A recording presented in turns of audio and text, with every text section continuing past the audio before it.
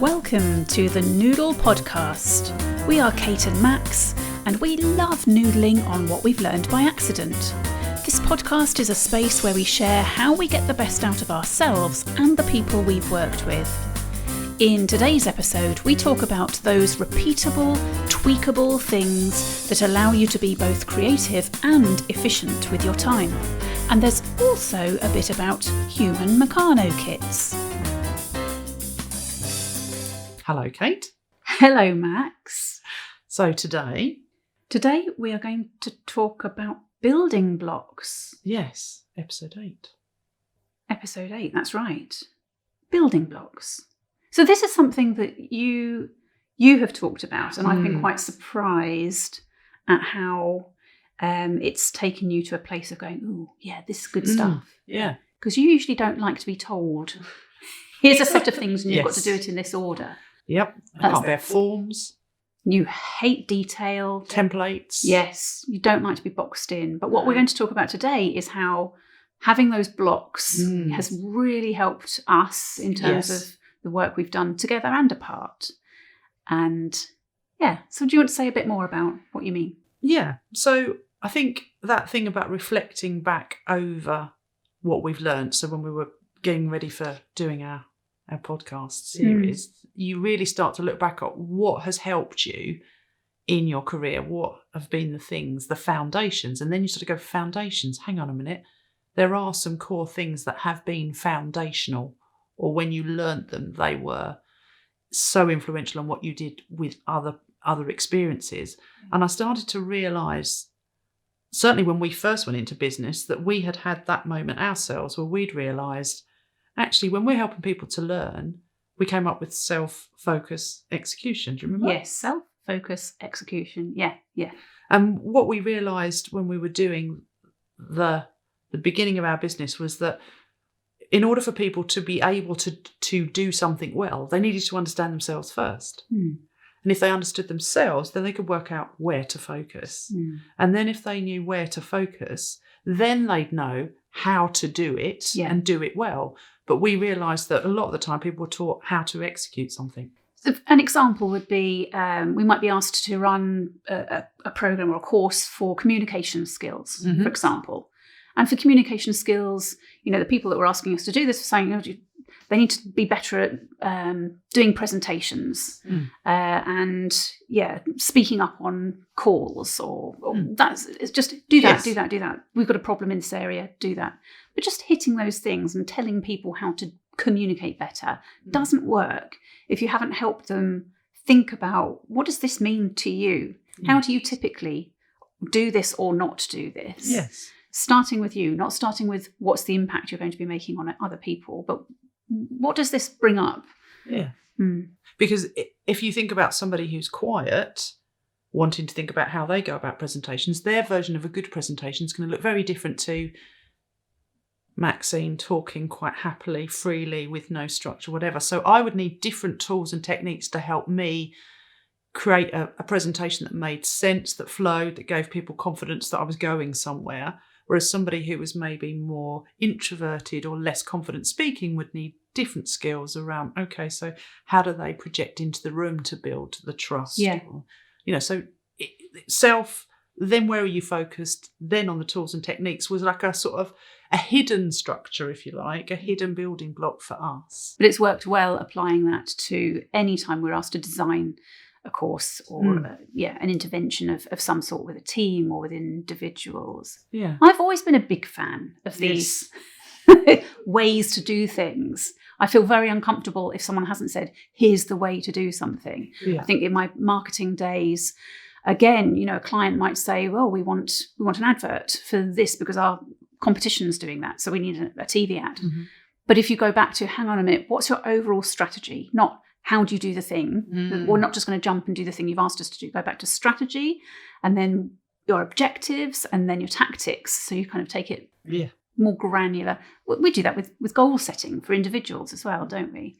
But knowing there's a flow of where to start, where to go to next and where to go to next is, I find, extraordinarily comforting. But that's learnt over time, which is that tying it back to what's your overarching intentions. So we always talk about that, don't we? Like, what are your intentions? Go to that place first, rather than just, I need an advert or I need a thing. Yeah. I need a workshop. Okay, but what's the problem you're trying to solve? So really going back to, so there's something else about the building blocks being foundations for how to help people do it, but also going back to the foundations and intentions of what you're trying to achieve. Yes. Yeah. Yeah. And then there's the other aspect of building blocks, which is you're right, I don't like following structure, but then I also don't like wasting time. So if there's a way to make something repeatable, then I'm all up for that. And you love doing that. That's like being efficient and making good use of... Yes. I think following on from our last episode, which was Say Yes to Everything, you can then go, okay, so what have we learned from that, and how can we turn that learning into something we can do again? Maybe tweaking, maybe applying it in a different situation, but what does that look like? We learned some of that in our first week of setting up in business together, when we learned about liberating structures, which some of our viewers and listeners might have heard of. Liberating structures, Henry Lipmanowicz and Keith McCandless are behind this, and they very, very generously allow anybody to use what they've created, which is building blocks of how to get people to work together, I guess, isn't it? I think it was a revelation for us, given that we're used to facilitating, used to working with repeatable units of things to get the same experience with large groups of people, was going and learning about that, and it being a human Meccano kit, I would say. It's like, how do you put human beings into different situations and get a consistent response or reaction or involvement? Because it was all about involving people, engaging people. Yes. But I remember us really enjoying that, because it was also a very different experience for us coming out of the big corporates and being in a room with a pile of people and that chaos of everyone just walking around and doing stuff together. It was good fun. Yeah, it was. So we would recommend anyone to look at their website, and it's just good learning, I think, for how to get people to move around and shake off the idea we have to operate like this. No, you don't have to. But when you've got a bit of a structure around an exercise or a way of getting to an answer, that's really helpful as well. I'll tell you what it also taught us. Well, I say taught us. We knew it already, but I think it brought it into focus, was sequencing. So that idea that you could, with liberating structures, you're putting one of those, add another thing, then another thing, and you daisy chain these sort of ways of working with people together, and it really takes people on a journey. And that idea that sequencing is hugely important links back to self-focus execution. It's not just the building blocks, but are you putting them in the right order? That means that the human beings in it can be their best selves, bring the best contribution, and you can get the best outcome and output for everybody. Yeah, that's true.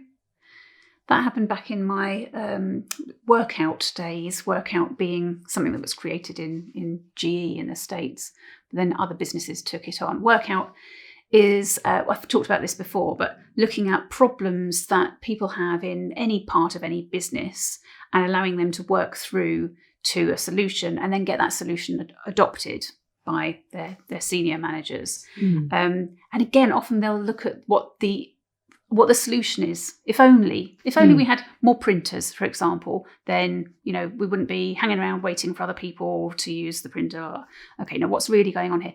And so knowing that actually there was a format for doing this, a very structured format, and that was first of all to talk about all the issues that you've got and your clients have got, or customers, around this topic. Then look at the problem. Don't jump to solution. And it's hard to do that because you're staying in that negative space when a lot of people say, but I know the answer. Yes. If only we did X, Y, and Z instead of A, B, and C. You've got to focus on the problem first to know that the solution you're tackling, you're putting into place, is going to tackle the right problem and that it is going to get, the best results. So that's why it was a 3-day process at first, because you really had to concentrate on problem, then solution, then getting it over the line, putting it into practice. And you're reminding me of when we do workshops around creativity and innovation, same sort of stuff, isn't it? Which is that making sure that you get people into a space where they do get creative, do get innovative, and you need a certain way of going about things to help free people up, rather than working in the same way they always work. Mm. So there is that sense that if we think back to what you were saying at the beginning, which is surprised that Maxine likes building blocks or templates, Yes. is the thing I've learned is that certain situations, I know those templates help me to get to the heart of what needs to happen quicker. Yeah. And it helps me to think through so that I can then bring what I need to bring without having to do all the hard work on that thinking through at the beginning. If we think about format Yes. as something that we use over and over and over again. Format being the number 4, MAT. T, yes. Yeah. So that sense of thinking through any situation, why are we here talking about this thing? What is it we want to achieve? How are we going to do it? And where's it going to get us to in the end? Just that, even that simple template of thinking through and that logical flow helps me to crystallise what I'm trying to achieve or what I need to communicate or what we need to explore. And that will work in an email or a presentation or a conversation, is going back to thinking about what's the why, first of all, not what is it I want to tell you, but why are we in this situation? Why do I need to talk about this? Then what? Then how? Then the so what, or the consequences if we get this right. And that's quite revelationary for some people. That as a template works supremely well, I think. Yeah.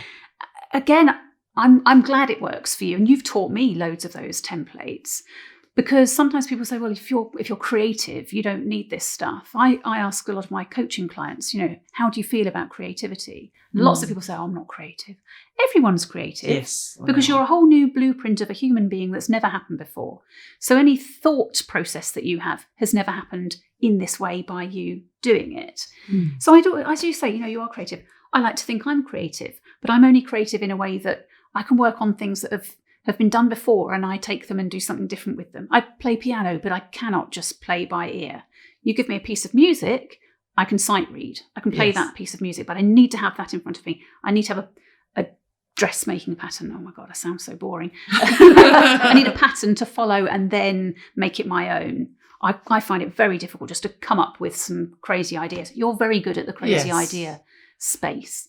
But I think what we're realising is I might be good at that, but I am still drawing on a lot of foundations or building blocks that allow me to do that creativity and to be in that space. And then that leads us to Noodle anyway, because that's why we are where we are now and why we are creating all these Noodle bites, which is realising each of these little building blocks is hugely powerful in themselves. And if you can learn one of them, then you can reuse it in lots of different situations. If we think about reframe is great for helping people to manage change, but it's also great for resilience.